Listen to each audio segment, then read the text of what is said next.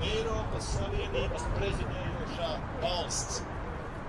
Un tas ir kauns Eiropas Savienība. Taču mēs neesam atnākuši tikai tāpēc, lai kauninātu. Mēs esam atnākuši tāpēc, lai cīnītos par labāku veselības aprūpi. Eiropas Sabiedrisko pakalpojumu arotbiedrību federācija kopā ar mums, plecu pie pleca, ir federācijas ģenerālsekretārs Jens Viljams Gudriāns. Greetings of EPSU, the European Federation of Public Service Trade Unions, in support of your demand for better healthcare, for better social services in Latvia. Šodien es jums nesu sveicienus no Eiropas Sabiedrisko pakalpojumu arotbiedrības federācijas, kas atbalsta jūs centienos iegūt labāku veselības aprūpi un labāku labklājības līmeni šeit Latvijā. Like you, there are many millions of workers in Europe which have not been given a decent pay increase over the last years. Tieši tāpat kā jums arī ļoti daudziem cilvēkiem pēdējos gados un daudz pēdējos gados nav nekāds ievērojams algas pieaugums dots. There has been more poverty. 1 in every 4 Europeans is threatened by poverty now. Ievērojot taupības režīmu, mēs esam atvēruši durvis nabadzībai. Pašlaik 1 no katriem 4 cilvēkiem Eiropas Savienībā ir uz nabadzības sliekšņa. In Latvia has meant that the budgets for health are the lowest in the European Union. Taupības pasākumu nozīmē, ka veselības aprūpes budžets Latvijā ir viens no viszemākajiem Eiropas Savienībā. They means that the people are not getting the care they deserve. It means that healthcare workers and social workers cannot provide the services they want to give. Un tas nozīmē, ka cilvēki nesaņem to aprūpi, kas tiem pienāktos. Tas nozīmē, ka veselības aprūpes darbinieki un sabiedrisko pakalpojumu darbinieki nevar cilvēkiem sniegt tādus pakalpojumus, kādus viņi gribētu. And that's not only trade unions. The number of disabled has grown dramatically and mortality rates have increased. Latvijā dramatiski ir pieaudzis gan darba nespējīgo un invalīdu skaits, gan arī mirstības līmenis. Need more funding. They need more funding, and that's the message we are telling the ministers here in Riga, and we're telling the ministers that in Brussels as well. Gan veselības aprūpei, gan sabiedriskajiem pakalpojumiem ir nepieciešams finansējums, lielāks finansējums. Un tā ir tā galvenā ziņa, ko mēs šodien nododam gan ministriem tur aiz muguras, gan arī pārējiem ministriem Briselē. Countries, but we have the same struggle to end austerity, to demand investment in public healthcare. Mēs esam no dažādām valstīm, bet cīņa un mērķis mums ir viens – izbeigt šo taupības režīmu, ieguldīt veselības aprūpē naudu. Redzam, ka Eiropa var būt savādāk. We have a vision of a Europe that is solidar. Mēs redzam Eiropu, kura ir solidāra. Of a social Europe, a Europe which cares about its people. Mēs redzam Eiropu, kas ir sociāli sabiedriska, kas rūpējās par saviem cilvēkiem. Vārdi un darbi nesakrīt. Pārāk bieži nesakrīt.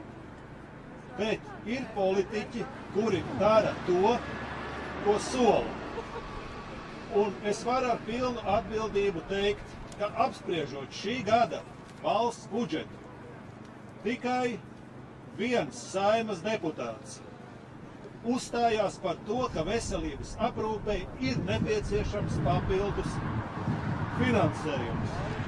Un tāpēc šis deputāts šodien ir kopā ar mums, un viņam arī šodien ir ko teikt. Lūdzu, Pimenēkungs. Paldies, Skēnekungs. Mītiņa dalībnieki, man ir prieks, gods un atbildība jūs sveicināt Sociāldemokratiskas partijas Saskaņa vārdā.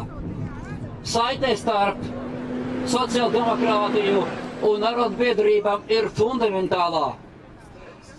Mēs piepildamies ar jūsu spēku un apņemību, atbalstam jūsu centienus, uzturam jūsu taisnīgas prasības.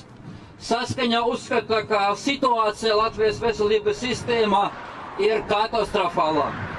Strauji novecojuša Latvijas sabiedrība tuvākajā laikā asi izjutīs ārstu un medicīnas māsu trūkumu. Pašreiz apmēram 80% ģimenes ārstu ir vecāki par 55 gadiem. Medicīnas māsas, slimnieku kopējās, sociālās aprūpes speciālisti meklē darbu ārzemēs, kur par viņu smago darbu maksā ievērojami vairāk. Tādēļ, skatot 2015. gada budžeta projektu, partija Saskaņa ierosināja piešķirt papildus 20 miljonus eiro veselības aprūpes darbinieku darba samaksās palielinājumam, lai nodrošinātu mediķu atalgojuma palielināšanu, kā savukārt dotu iespēju piesaistīt jaunus un noturēt Latvijā esošos speciālistus. Bet valdības koalīcijas partijas, kuras ir solījuši pirms vēlēšanām dot naudu veselības aprūpei, par saviem solījumiem aizmirsuši un mūsu priekšlikumu noraidīja. Tāpēc valstī veselības nozares kopējais budžets ir sasniedzis pie bēdīgiem 3% no iekšzemes koprodukta. Saskaņa pilnībā atbalsta arotbiedrības prasību paaugstināt mediķu algas un palielināt valsts finansējumu nozarei līdz 5% no iekšzemes koprodukta. Jūs esat izvēlējuši pareizo vietu un pareizo laiku, lai tie, kas sēž Latvijas Nacionālajā bibliotēkā, redz, ka Latvija nav vienkārši veiksmēs stāsts, bet ir dziļas rūpes par mūsu bērnu veselību, par mūsu vecāku veselību, par mūsu tautu veselību.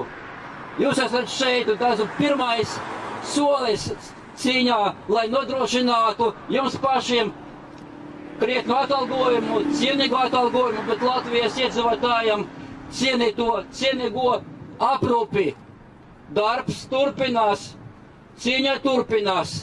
Sociāldemokrāti, kreisie politiķi Latvijā vienmēr būs jūsu pusē. Atcerieties par to, mēs jūs nekad neaizmirsīsim. Tas ir mūsu solījums, tas ir mūsu darbs, lai mums kopā veicās.